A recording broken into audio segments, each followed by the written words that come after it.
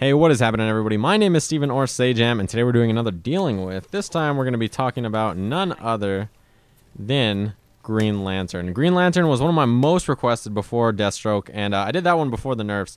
So now all the stuff that I mentioned in that video is even more prevalent, but we're going to be talking about Green Lantern. Now, Green Lantern's pretty well-rounded, most people would agree, but he actually does have some significant holes in his game. And that's mostly because you can deal with his offense pretty well. Now, you guys know his main offense is going to be off back one. It looks like this. It's a nice little sliding move. And the main thing he's going to do off of his back 1-2, which is absolutely terrible, and back 1-3. You know, he can get his nice little, his, like, Lantern's Might combo and then go for the reset, stuff like that. So, obviously, he has, you know, some offensive options. He can do forward 3, and then, like, jump 3, and then, like, combo offers there, something like that. Something cool. But his offensive options are actually sort of limited if you know how to deal with it. And I'll show you guys why. I just call back 1-2 terrible. And I know someone out there is like really upset with me for that, but it is terrible. I'll show you guys why. So you walk forward, you back 1-2.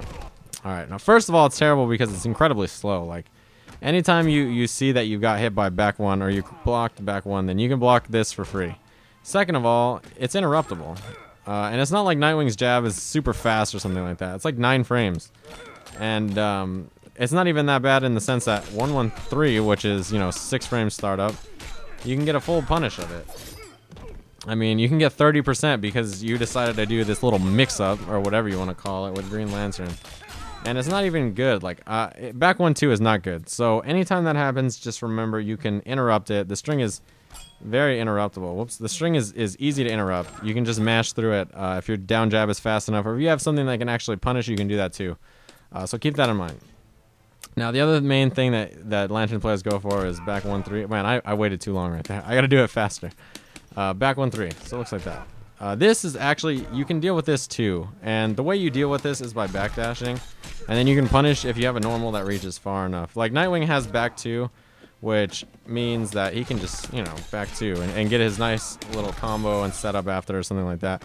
However, some characters don't have the means to deal with it. So you might have to, like, just, you know, get a jump in or something. The jump in's not actually gonna, you know, punish the ability, but you'll get free pressure. So it's just an option. But yeah, every time a Lantern player does back 1-3, you can backdash just like that. So keep that in mind as well.